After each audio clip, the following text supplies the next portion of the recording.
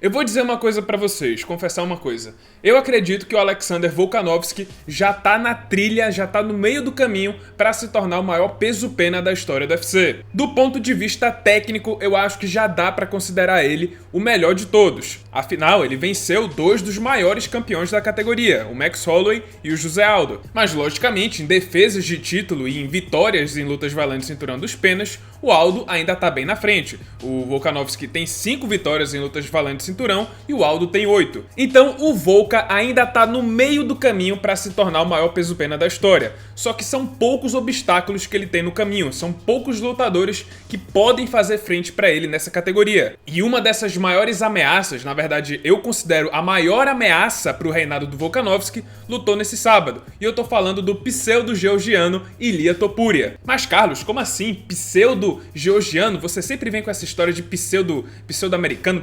pseudo-brasileiro. Olha, esse cara é uma verdadeira bagunça, porque é o seguinte, ele nasceu na Alemanha, só que os pais são da Geórgia e ele se considera um espanhol. Mas quando abre aquele gráfico lá do UFC, aparece uma bandeira da Geórgia, então vou chamar ele de pseudo-georgiano. O certo acho que deveria ser alemão, mas enfim. Nesse sábado ele pisou pela primeira vez na elite do peso-pena, que tá precisando inclusive urgentemente de uma renovação. E diante do americano Josh Emmett, o famoso Orc, Azog o Profano, ex-desafiante ao cinturão interino dos penas e, na minha opinião, a mão mais pesada da categoria, o Topuria superou todas as expectativas. Ele não só venceu, ele atropelou o Josh Emmett. Foi um domínio total, um dos juízes marcou 50-42 em favor do pseudo-georgiano. E pra mim o que mais chamou a atenção do Topuria foi a luta em pé. O boxe fechadinho, guarda fechadinha e muito rápido, combinações muito rápidas e também com potência nos golpes. Ele chegou a dar 2 knockdowns no Josh Emmett, que só não foi nocauteado porque tem coração de leão, coração de orc, melhor dizendo. Mas o maior batedor da categoria jogava suas bombas a todo momento e não conseguia achar o seu alvo, pelo menos não com efetividade. E o Josh Emmett, como eu falei, mostrou uma resistência absurda. Teve vários momentos na luta que o Topuria quase nocauteou e o Emmett só sobreviveu por pura garra, pura raça. E, inclusive, no último round ele deu uma ressuscitada e tava lá, vencendo essa última parcial. Mas aí o Topuria, muito inteligente, resolveu mudar de nível, colocou o Emmett pra baixo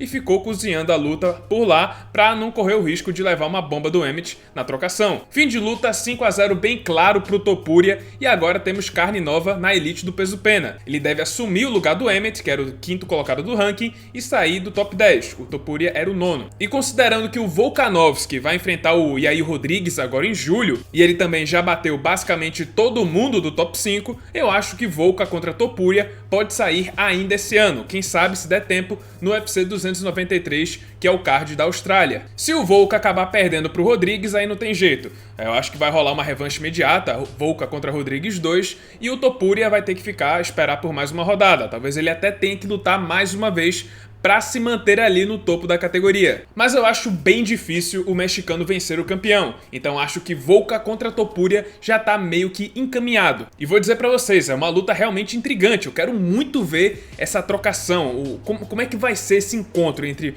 o Volkanovski e o Topuria na luta em pé. O boxe do Topuria contra uma das melhores criações do Eugene Bareman, lá da City Kickboxing. Mas assim, se o Volkanovski vencer o Rodrigues e o Topuria, eu acho que não vai ter nada para impedir ele de se tornar o maior peso-pena da história do UFC. Inclusive, se ele vencer o Rodrigues e o Topuria, ele já vai pular para 7 vitórias em lutas valendo cinturão, só uma atrás do Aldo, ele vai estar bem no para-choque. Mas vale ressaltar que ele tem o nome do próprio Aldo no cartel, ele já venceu o José Aldo lá no Rio de Janeiro, o Aldo inclusive estava em boa fase, tinha nocauteado o Renato Moicano e o Jeremy Stephens, e o Volkanovski venceu todos os 3 rounds. Mas calma, né? Não vamos esquecer o Yair Rodrigues, que é o próximo alvo do Alexander Volkanovski. Essa luta vai acontecer agora em julho e não podemos descartar a possibilidade do Yair Rodrigues acabar surpreendendo e tomando o cinturão do australiano. E pessoal, no co-evento tivemos uma surpresa, pelo menos na minha opinião. Eu não sei vocês, mas eu nunca coloquei muita fé na Maycee Barber. Eu achava que era muita mídia e pouco resultado. Ela até estava vindo de uma boa sequência de vitórias, mas eram muitas decisões divididas, com resultados bem polêmicos, bem controversos.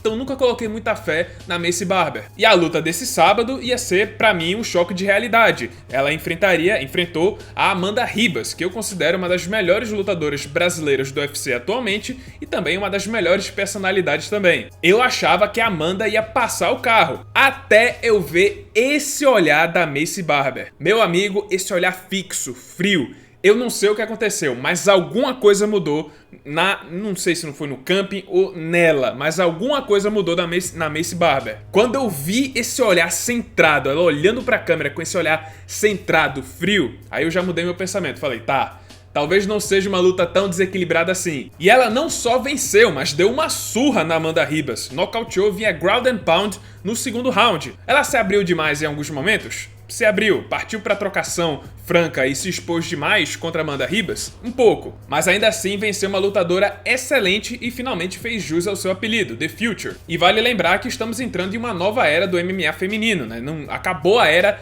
das campeãs dominantes. A Valentina perdeu, a Amanda Nunes já se aposentou e saiu do ranking do UFC, então é uma era totalmente nova. Os cinturões devem rodar bastante, não vão ficar presos em uma campeã só durante muito tempo. E a Alexa Grasso, campeã dessa categoria, não tem cara de ser uma campeã dominante. Então eu acredito que o cinturão dos moscas vai acabar rodando bastante. De olho então na Maycee Barber, que parece ter finalmente encontrado seu caminho. E galera, eu sinceramente fiquei triste pela derrota do Bruno Blindado. Na verdade, pela fase ruim do brasileiro, porque eu tinha uma expectativa muito alta em torno dele. Na verdade, eu achava que a gente ia ter uma verdadeira revolução brasileira dentro do peso médio, com Poatan, Borrachinha, Blindado e André Sergipano. Mas aí esse inglês safado do Brendan Allen já ceifou dois, finalizou o cara que finalizou o Jacaré e agora baleou o Blindado. O cara desafia a lógica e tá com 5 vitórias seguidas no peso médio, que é outra categoria que precisa urgentemente de uma renovação.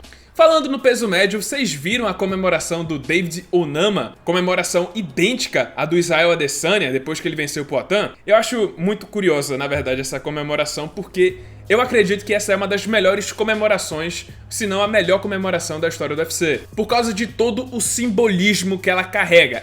Essa é uma comemoração que só pode ser feita pelo próprio Adesanya e só poderia ter sido feita naquela noite que ele venceu o Poatan. Porque eu já falei no vídeo de da história dessa luta, qual é o simbolismo por trás dessa comemoração. O Poatan, ele sempre entra no octógono como se ele estivesse dando um tiro de flecha, né? Ele tem descendência indígena, ele sempre entra no octógono assim. E como ele venceu o Adesanya 3 vezes, o Adesanya interpretou que ele foi atingido por 3 flechas do Poatan. E agora que ele tinha finalmente vencido o Poatan, ele resolveu devolver todas as flechas que ele recebeu. E por isso que ele disparou assim no Poatan 3 flechas, representando todas as 3 derrotas que ele sofreu pro brasileiro. Mas é isso, pessoal, esse foi o vídeo, espero que tenham gostado. Se você gostou, deixa seu like, se inscreve no canal, já ativando o sininho das notificações para não perder o próximo conteúdo. E é isso, muito obrigado por terem assistido e até a próxima.